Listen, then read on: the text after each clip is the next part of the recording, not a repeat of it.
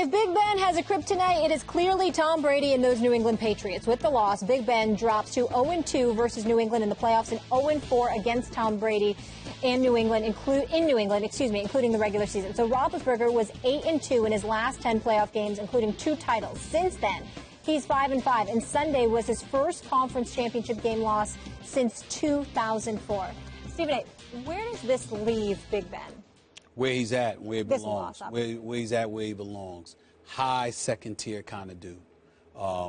When I think first tier, I think Tom Brady. I think Aaron Rodgers. To a lesser degree, I think Drew Brees, because even though the New Orleans Saints don't necessarily make playoffs, this dude puts up numbers, and clearly their defense has been horrific, and Sean Payton has to do a better job of fielding a defense for Drew Brees, because every week that man walks into a stadium and you're depending on their offense to produce, and more often than not, they show up. When I think about elite quarterbacks, that's what I think about.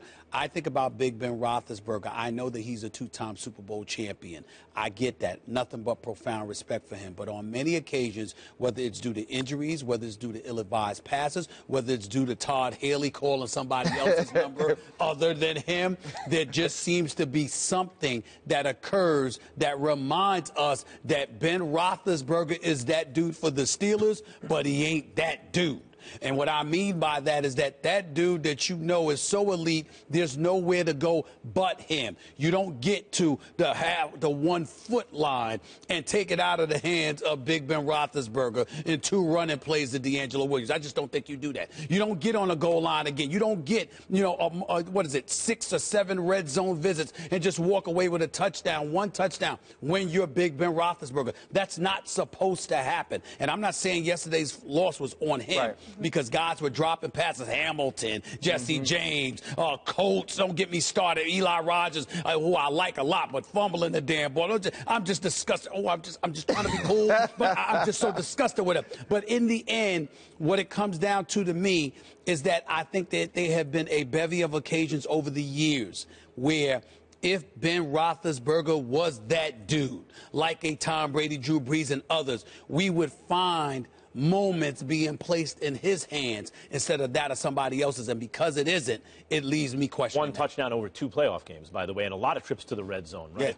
Yeah. This leaves us questioning where in his career Ben Roethlisberger is. I don't think he was very good at all, actually, yesterday. I don't think he was very sharp, and didn't look super sharp the game before either. When I say Tom Brady is going to fall off a cliff, and everyone takes that as an insult. In fact, the greatest quarterbacks of all time who can play late into their careers, like Peyton Manning, Brett Favre, Tom Brady, cruise at an incredibly high altitude, and then all of a sudden, boom, it's like they get old overnight. I'm not sure that Ben Roethlisberger will be in that category. It's not just a given that because you're a great quarterback, you can play until you're 40 years old. Once you hit your mid-30s, a lot of these guys who aren't Peyton Manning or Tom Brady or Brett Favre really start to decline. And so maybe that's Ben Roethlisberger. We have to wonder that now. And in terms of his position, I consider him still first tier. The first tier was Tom Brady, and until recently, because Peyton got old and then retired, Peyton Manning, and Drew Brees, and Aaron Rodgers, obviously. And Roethlisberger, I think, was the guy who filled out that tier. Yeah. And now the question is, with guys ascending, Andrew Luck, in spite of the problem of the teams, Cam Newton, who's already won an MVP, Russell Wilson, who somehow remains underrated, Matt Ryan, who could win the MVP this year. These guys are ascending because they're entering their physical primes. And now the question is, those mid-30 quarterbacks, are they descending? That's what we're left with Ben Roethlisberger. Is he descending or not? Is he still first tier or not? And we'll find out next year. Well, I think I agree with both of you guys in that Ben has to win his Super Bowl. And don't get me wrong, without Ben Roethlisberger, I've said it a lot of times, I probably don't have this job, because being a Super Bowl champion is what kind of helped me get here. And if he and Santonio Holmes don't bring us back, then we're one of the greatest defenses of all time that lost the Super Bowl single-handedly by letting people score touchdowns. And so I have a different affection for him. I have a different level of respect.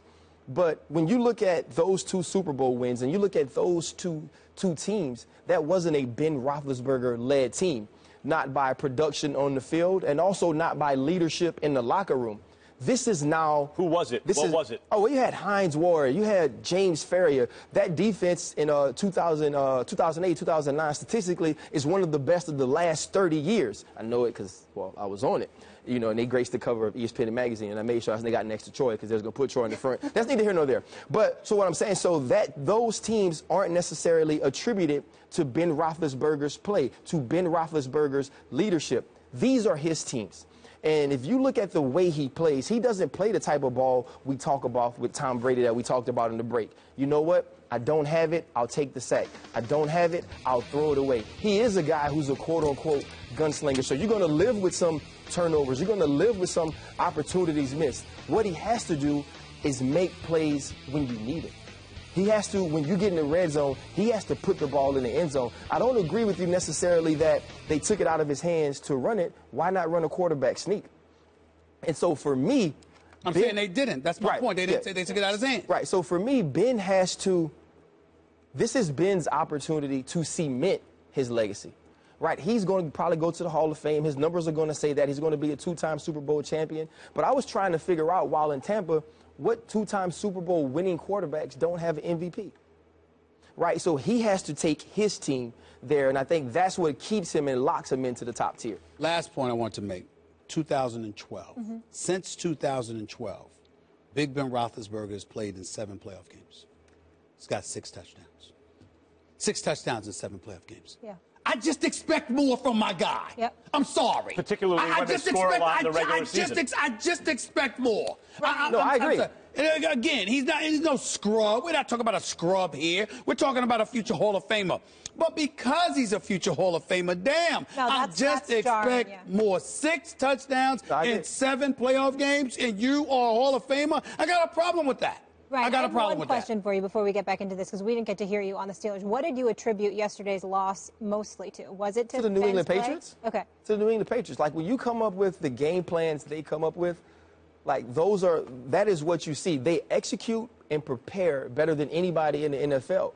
And the other part of it is, and I'll be really quick, the Steelers, since I've been there, since I was there, we always had an empty check.